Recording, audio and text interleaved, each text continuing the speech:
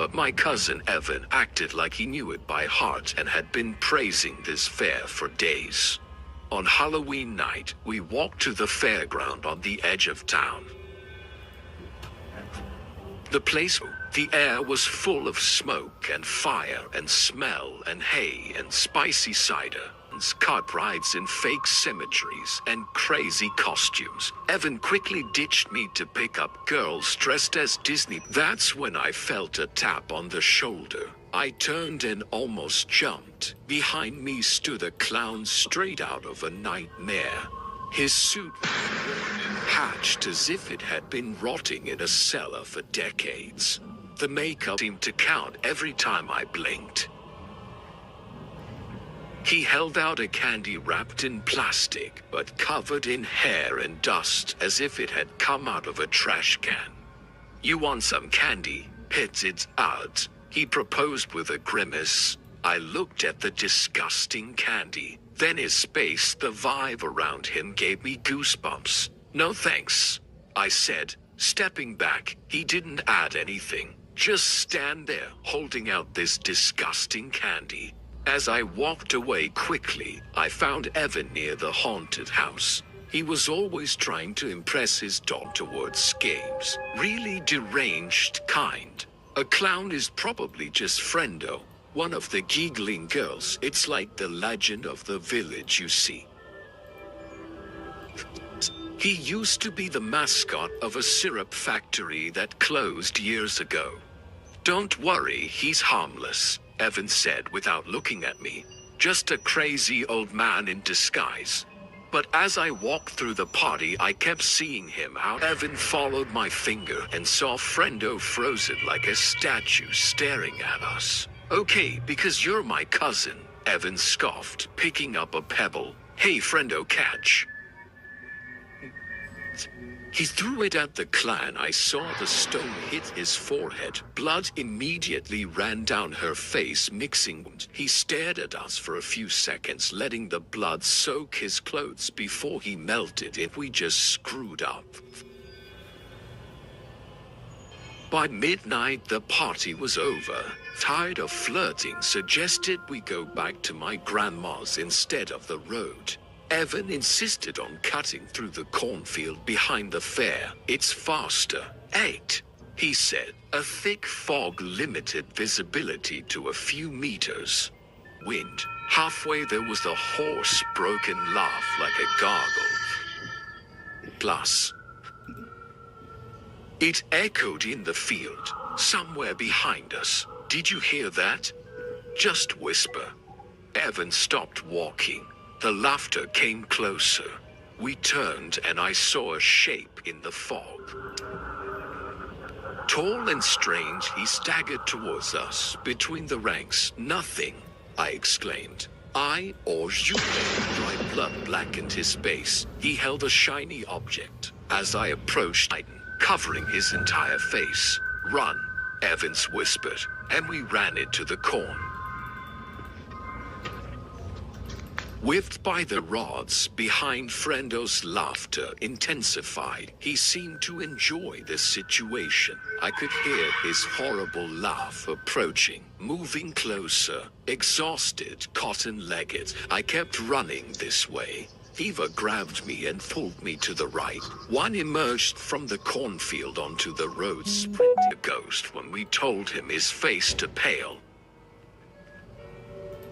"Avoid the harvest festival now," he says softly. "Some traditions here are better left alone." I don't know who Friendo really was, what he became, but I do know one Halloween party against my will, knowing that I hated parties and crowds and all that. A wink as he approached, my heart sank. "Why are you telling me this now?"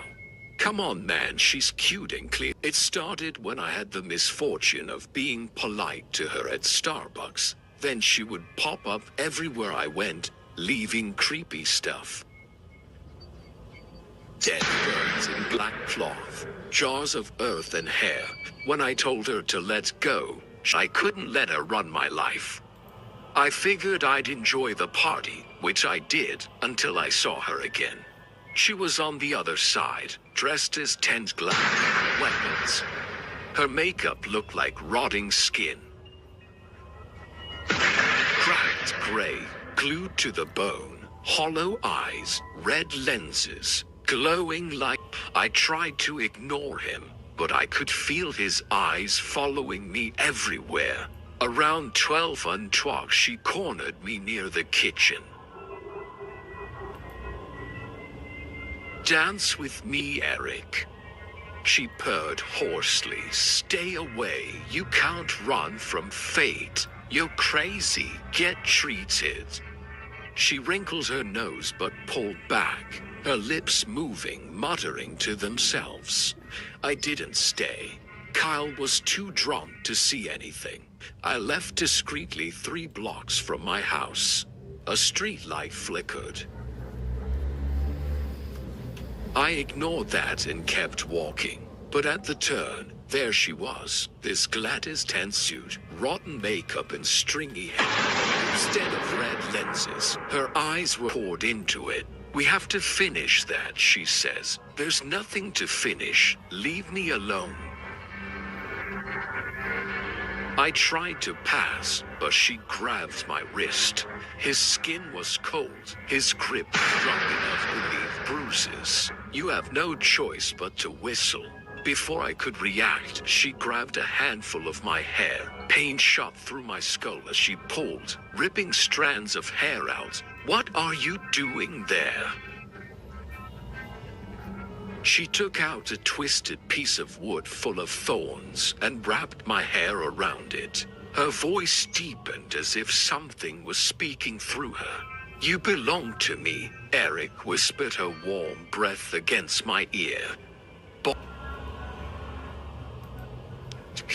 She broke it in two, still singing. The air got thick. "You're crazy," I shouted, pushing her away. Finally, she stumbled without falling. "I'd rather die than be with you," I screamed. "It can be fixed." She laughed, attacking me with the twig, thorn towards my eyes. I ran into the street, my sneakers pounding on the concrete. I could hear those footsteps, but it wasn't a normal run. It was a strange rhythm, like she was dancing. I looked back and immediately regretted it. She was moving abnormally, arms too loose, head tilted at an unsettling angle. But she was catching up with me. I cut through an alley, skipping bag and avoiding trash. Out of breath, I could hear those crazy jumps and laughs getting closer. When I looked back, she was 10 feet away, with this awful stretched smile. "Eric, you can't run away forever," she screamed. I stormed out of the alley onto the main street. My building was still 2 blocks away. My legs would tense up, but as soon as I slowed down, I could hear those good and those songs coming closer to the corner. I glanced back. Julia was only a few steps away, hurt me. I dug my elbow into his ribs. Strong. I felt him recoil. Hearing a crack, without looking twice, I sprinted away, as if my life depended on it. Maybe it was the step. I reached my building, slammed the door, and put all the locks on. I barely slept that night. As soon as I closed my eyes, I could see so many Gladys smiling. The next morning, Kyle broke the news to me. They found Julia unconscious on the sidewalk around 3:00 a.m. with a severe head injury. At the hospital, she remembered nothing. Not even his name or address. The weird thing, Kyle says, is all her hair strewn where they found her. Human hair and burnt wood. I touched my aching skull where she had pulled my hair out. Doctors said Julia's amnesia could be permanent. I feel a little guilty for pushing her, but mostly I was relieved. If she didn't remember me, maybe the nightmare was finally over. I never thought I was afraid of my phone, but every Snapchat notification freaks me out now. It all started a few months ago when my buddy showed me some messages he was getting. We were hanging out in his room after class when he got super quiet and handed me his phone. The screen showed a snap of a certain Talon Lagoon. It was a video of a kid getting punched in the face and then beaten to the ground. The legend, who claimed that will be next, turned my stomach. When I asked Preston who it was, he shrugged, but I could see he was freaking out. He told me they were called the Gilbert Goons and came from our school and others around here. Continued to receive these kinds of snaps. Sometimes it was videos of fights. Other times pictures of American fists or guns with creepy captions. You couldn't do anything if you swung, they beat you up. So we acted as if nothing had happened. A week before Halloween, we saw a story about a party with free drinks, so my friend and I went. I picked it up in my old one. Corolla him. In basketball, me in a simple vampire outfit. The party was wild as we arrived. Hundreds of people, most of them in disguise. Music blaring, smell of weed. Alcohol everywhere. We were hanging out by the buffet talking to high school buddies. When I saw my friend tense up, I followed his gaze and saw a group of older guys come in.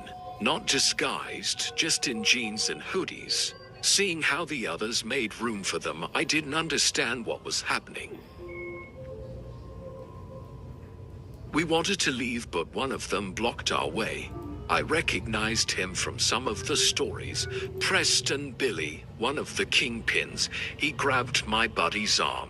When we tried to get around him, I tried to defend him. Mistress Ton stared at me with eyes, cold and hard, towards the garden. Once outside, away from the others, everything happened very quickly. Preston knocked my buddy to the ground, yelling at him for ignoring them. My brother tried to calm things down, but Preston didn't care. He hit him hard and he fell. I wanted to help, but someone held me back. I had to stand there and watch the guys beat him up. The sound of fists and feet hitting him was brutal. My buddy's body twitching with every shot that will haunt me forever. I can't even tell you how long it lasted. It felt like hours. Then I heard one of them say, "He's KO." They left him there laying on the floor motionless, blood on his face spread all over his suit. Then Preston, that arrogant jerk, stared at me with a smirk as he threw. Your turn, vampire. Before walking away nonchalantly, as if nothing had happened. As soon as they were gone, I ran over to my buddy, shaking him awake. But nothing, not a movement. My hands were shaking when I called for help. I stood there, his head on my lap, crying, begging him to wake up. I went back and forth between hospitals and police stations explaining the incident, but in vain because my buddy never woke up. He died on October 30th, just 2 days after the attack. I thought it was over. It was all over, but I was so wrong. The day after she died, I received a Snapchat from an unknown tale. It was a picture of him in his hospital bed, taken without permission. It was obvious. The legend from the next vampire. These facts are taken from a real drama in Queen Creek, Arizona, a suburb southeast of Phoenix. On October 28, 2023, 16-year-old Preston Lord was attacked at a Halloween party. Preston, a sophomore and basketball player, was there with his teammates. The party announced on Snapchat promised free costumes and alcohol. More than 200 teenagers from Liss and the area went there. During the evening, Preston, the situation has degenerated. Preston was knocked out by Talon Renner. Then others beat him up before fleeing. Witnesses saw someone dancing on Preston before he was dragged off the road. Police found Preston seriously injured. He died 2 days later.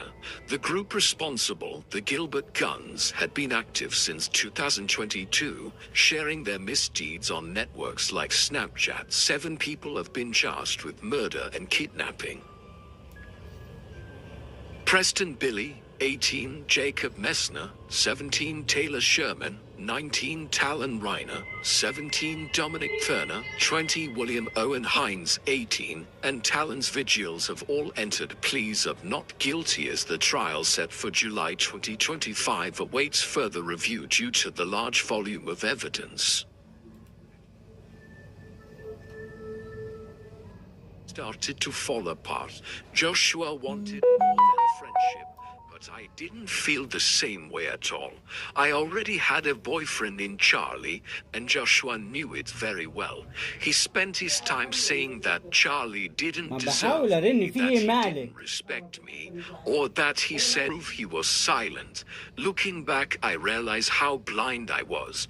I put him in the friend zone and it drove him crazy, but at the time I didn't really care. He even annoyed me. He insisted on joining my Skype calls with Charlie. He was told no because it was rare for me to talk to Charlie between his work schedules and my studies. Every time he refused.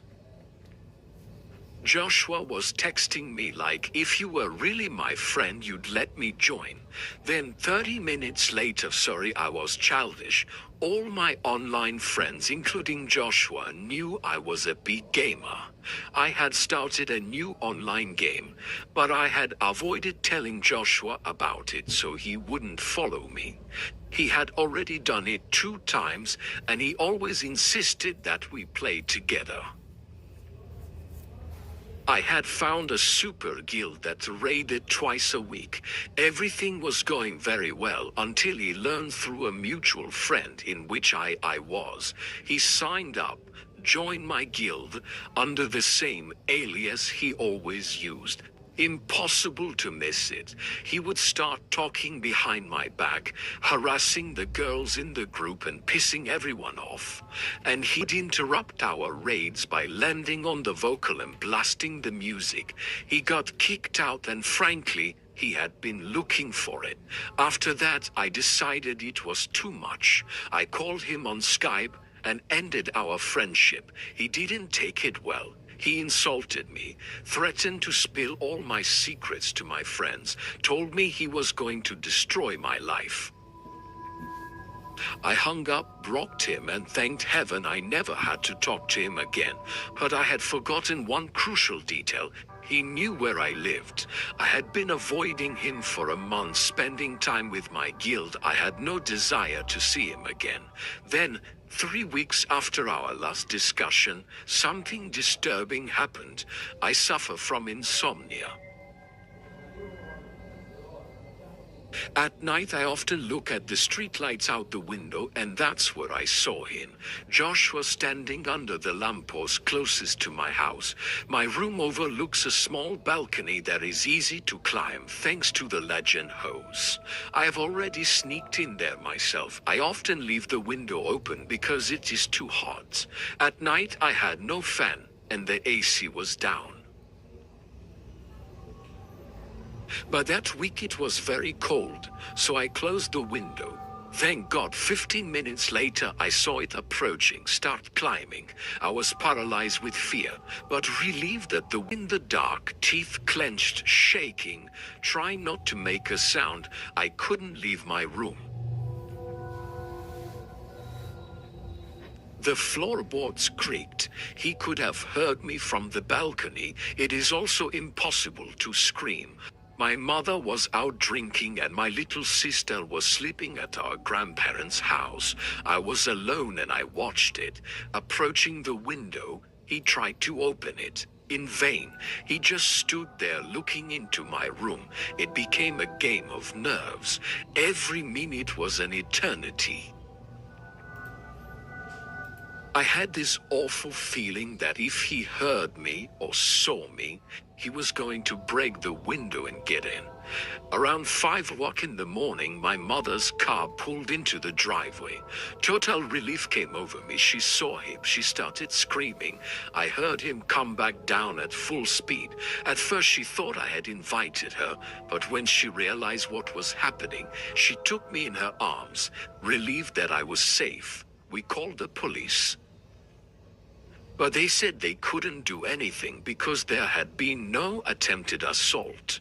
Today, it's been a year and a half. I've never heard from Joshua again.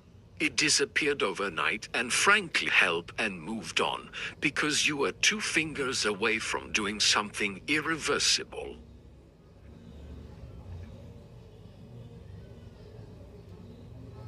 Let me tell you a story. The other day, I was just hanging out on my computer. Nothing special, classic teen stuff. I'm almost always connected to Skype while I'm on the computer in case a friend wants to call me out of the blue. So it didn't really surprise me when I got a Skype call while browsing Facebook. What surprised me, however, was that I couldn't see who was calling me. There was no name, just a blank space where the ID of the person trying to reach you normally appears. I thought it must be one of my friends playing a joke on me, so I told myself too bad and I hung up. There was no one there. The screen was completely black, so I threw a halo. No answer. I couldn't hear anything in my headphones. Not even the usual background noise you get when someone's microphone is on but they're not talking. I decided to type a message, just a little halo to still see nothing. I was going to hang up, but for some reason I can't explain. Instead of ending the call, I just opened another window, and just as I was going back to Facebook, a message arrived on Skype. Don't walk away from me. Then I started to freak out a little and I said, who is it? And suddenly the sound came on and I heard a muffled laugh like some kind of wheezing. The picture was still black, but it flickered for a moment. I couldn't make out anything. It was like trying. I was convinced that it had to be a friend trying to scare me. I have to say it worked. I was petrified. So this time I replied in a more aggressive tone, are you going to tell me who the fuck you are? And then the muffled laughter resumed. Except this time it was coming from behind me. I was sure it wasn't in my helmet. I suddenly turned around. But it was too dark to see anything. With the Skype screen still black and my dark wallpaper, there wasn't enough light in the room to discern anything. I figured I was getting paranoid and the sound was coming from the headphones, so I turned back to my screen and there I saw a little faint light on the beautiful Skype video. It seemed to be slowly getting bigger and bigger. I approached the screen, intrigued. Then a human head passed in front of the light. To my horror, it was my own face.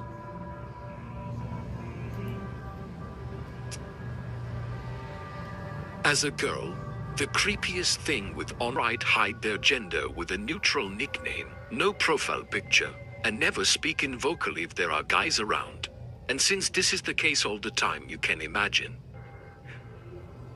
I've never tried to hide my true identity online. And above all, I wasn't going to let shady guys force me to hide. That didn't stop me from receiving really disturbing messages or experiencing downright creepy interactions. This is one of the worst. I'm on PC, so most of the time I go through Discords to play and chat. You can't get random messages from complete strangers like that. Unless you share a server. And since I'm on a lot of servers related to the games I like, I sometimes get DMs that are not clear.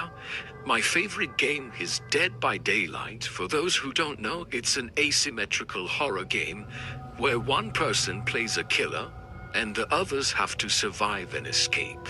Suffice it to say that it attracts crazy people. Some insist on playing only the killer, never the survivor, and they become ultra bullshit. That's how I came across a player who played the clown all the time. I hate clowns like really to the point that I couldn't even go see this with my Stephen King fanboy friend. My mother loves to remember that I was traumatized as a child by a clown at a birthday party. And in Dead by Daylight, the clown is a real horror. Human finger hanging on his belt as a trophy. Anyway, when this player started playing with our band, I wasn't hot, but my buddies loved him. He played the clown vocal role with a creepy once while stalking us. Even the toughest guys screamed like little girls. It was pretty funny as long as it wasn't me chasing him at the end of a session when everyone was like, okay, I'll stop there or I'll have nightmares. I get one DM Discord from the guy, "You were super fun to hunt." I replied politely, haha, thank you. I hope I wasn't having too much fun hunting. And then I see he starts writing a message. The writing notification remains active for several minutes. I say to myself, please don't be creepy, don't be creepy. Finally, he just sent me 5 words. I would have liked it. Whether it was real was already creepy, but what really upset me was that he had clearly typed, erased, rewritten for several minutes. Finally, what did he mean at the base? What did he erase? I prefer is online. We invite him.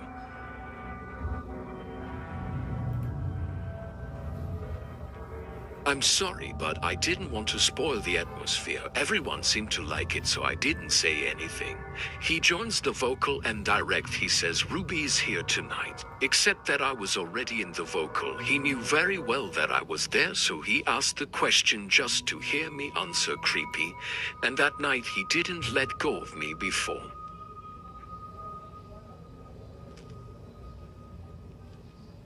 He was going after everyone equally, but here he was targeting me. I was unaware of all the other survivors. He wouldn't let go of me, and once he killed me, he would just hang around letting the others escape without pressure. The first time the others didn't notice.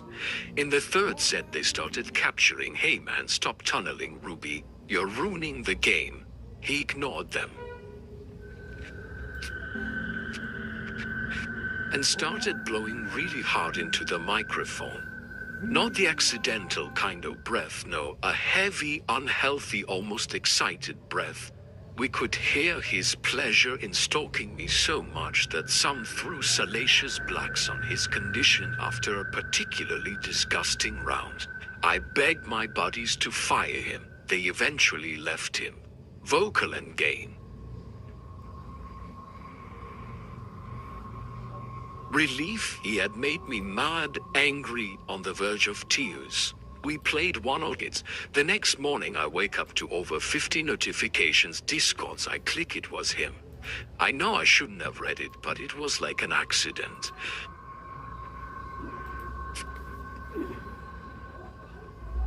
Horrible but impossible to ignore. I remember some of the messages in a watered-down version.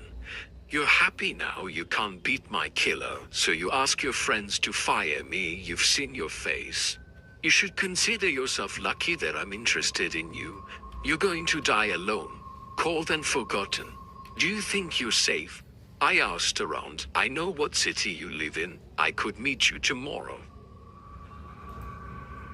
I'm not sure I'll hunt you down in the game, and in real life you'll beg to die. My children will touch each other looking at the trophies I will take from your body." And it went on and on. They talked about hacking, finding my friends, my neighborhood, my full name. I ended up blocking it and installing one VPN and was offline for a few days. I hope he was bluffing, but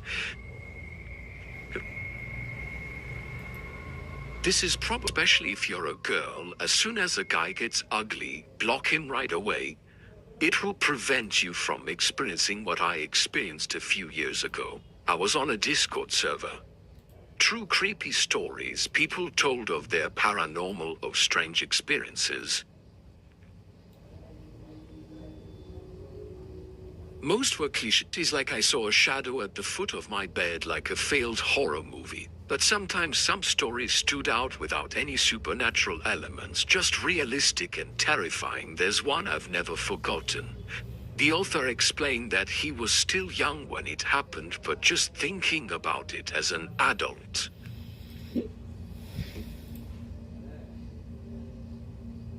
It was stressing him out. His father died of an overdose when he was a child. He lived alone with his mother in a small apartment not far from his grandmother's house. His mother sometimes went out with men, hoping to find a father-in-law for him. That night she had a date, and since her grandmother was working, he stayed home alone. He was 9 or 10 years old. He said, "Don't panic." At the time, there was Yugi. Oh, as long as he had his cards and cartoons, he wouldn't move from his couch. That night he was playing with his cards and watching TV when he heard a knock on the window. Nothing strange, it was a ground floor apartment, no need to climb. But pulling back the curtain, he saw the face of a complete stranger. Not a neighbor, not an uncle, not a stranger.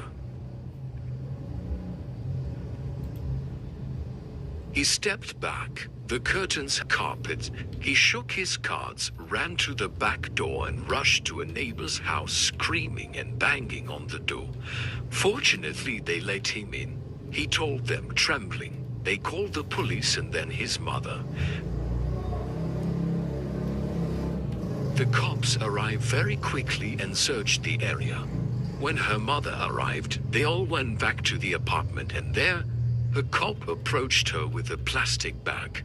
She turned pale, then she knelt down and hugged her son to her while crying. The neighbor just said, "My God." After that, they spent a week at grandma's. And it wasn't because a broken window took so long to fix. In reality, the apartment has been fully reinforced, new doors, new locks, cameras, all paid for by the grandparents. And it was much later that the author understood his bed.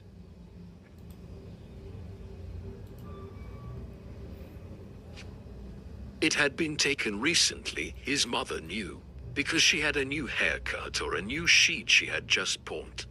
It meant that the intruder had already broken into the apartment during the night to photograph him while he was sleeping. He probably made a collection of children of potential victims, and that night he had chosen her.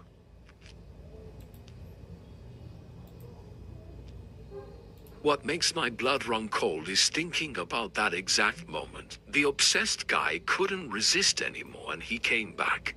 They seemed to find some peace when they learned that a man with a very similar modus operandi had been arrested and extradited to another state. He didn't know the whole story until he was an adult. There was no Hollywood conclusion, just a raw, brutal fact. Sometimes, it's not the idea of ghosts or monsters, but real-life horrors that stay with you. Chris and I had been working night shifts long enough to have our rhythm, but this night seemed weird from the start. The first time the black sedan appeared, the clock read 12 o'clock. I saw her walk around the parking lot slowly, then disappear, leaving dust and anguish behind her. It returned at 01:10, then again at 01:45, repeating the same slow circuit. It to Chris, he shrugged and said, "They may be lost, it's a Mayan highway." We got back to work, but I couldn't shake the feeling that something was going to happen, and it happened around 2 o'clock in the morning. I was scrubbing the counter when I heard doors slam. I looked up to see 2 guys in black hoodies approaching. Something about the way they moved tightened my heart before I could alert Chris. They kicked down the door, make a noise, and you'll be the last one to yell at one of them, pulling out his penny gun. His wish, he held a crowbar, as if he knew how to use it. His accomplice pulled out a hunting knife. The box now screamed, startling me. Chris came out of the kitchen and instantly, gently, turned pale, and he says, "Hands in the air, take what you want." The guy with the knife jumped the counter and pushed me. I stumbled at Chris's feet as the thief took the money, grunting in disappointment. $340. Where's the rest? He demanded, scrutinizing everywhere, talking where I begin to decide, that's all we have.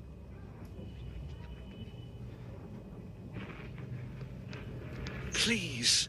We didn't stutter. He answered me with a slap so violently that my ears rang. Lie again and you'll see him whistle. Chris tried to intervene, but the man with the crowbar stopped him. The blow hit his ribs, knocking him to his knees before he could get up. The thieves pushed both of us to the back of the shop. He kept demanding money before he could get to me. Chris pulled me and shoved me into the freezer. He slammed the door before I could react. Chris, I threw myself against the door, but it wouldn't budge. Through the small steel window, I saw everything collapse. Chris was already bleeding from his ribs, but he stepped between the thieves and the freezer, yelling at them to back off, to leave us alone. They didn't listen. The crowbar guy hit him in the face, blowing his nose off. Still, he didn't let go. I don't remember ever feeling so helpless and scared when they finally hit Chris hard enough in the temple. His hands let go, and I froze. I watched in horror as the guy with the knife broke free and headed for the freezer. Chris propelled himself off the ground and pinned him right in front of my window. He was on top, trying to control the type of blood all over his face and dripping onto the man beneath him. That's where the guy with the iron bar shot him in the back of Chris's skull. My best friend has become inert. The guy with the knife pushed him away, let him roll on his back before driving the blade into his stomach. The scream tore the room apart. It was a wet scream, broken and full of pain. The guy pulled out the knife and stabbed him again. Chris's body twitched and he made a choking sound. The third time the blade went in, Chris didn't make any noise. His hand just went up like he was trying to hold on to something. The blood was spilling on the floor so fast that I couldn't see it. The two guys reeled in his torso. Blood gushed with every heartbeat. His mouth opened and closed, but only blood came out. He tried to breathe, but couldn't get any air. He turned his head toward the freezer, his hands slipping across the floor, leaving a trail of blood behind.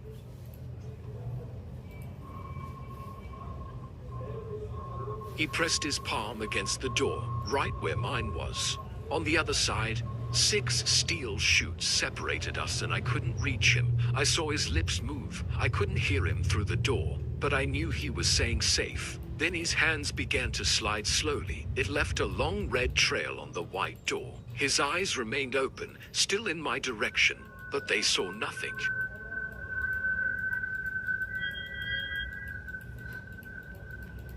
What I remember most is the cold seeping into my bones and staying there.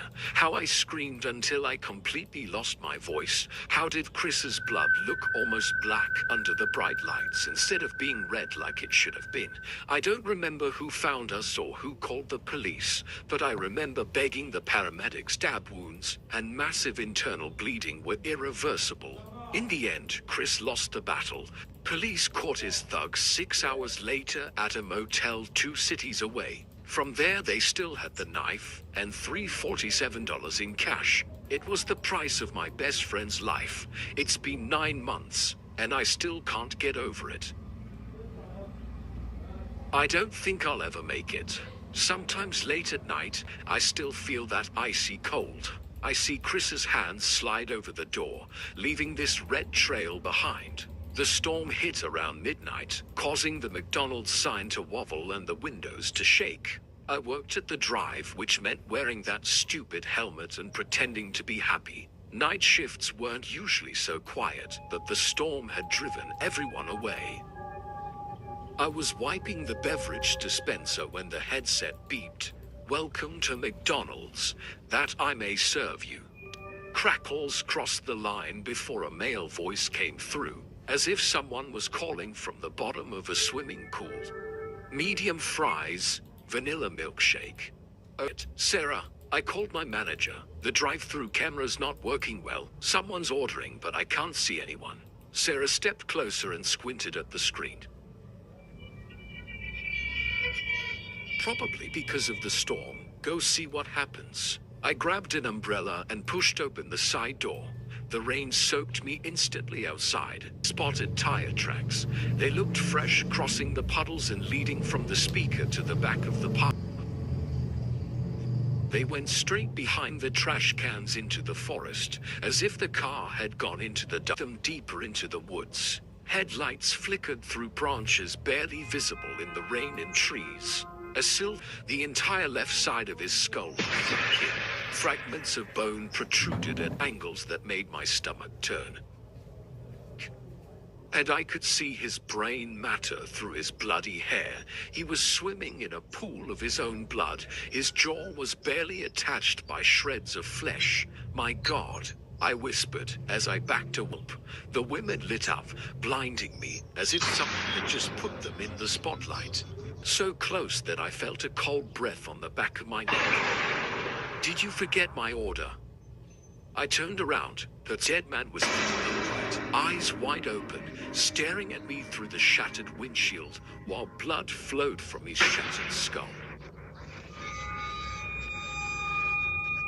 I felt he was neither dead nor alive. Donaldson slammed it. I told the manager everything. Sarah made the call while I stood by the locked door, peering into the darkness. Police arrived about 15 minutes later with paramedics and a fire truck. I guided them into the woods, though all in me wanted to stay inside where they were clear and safe.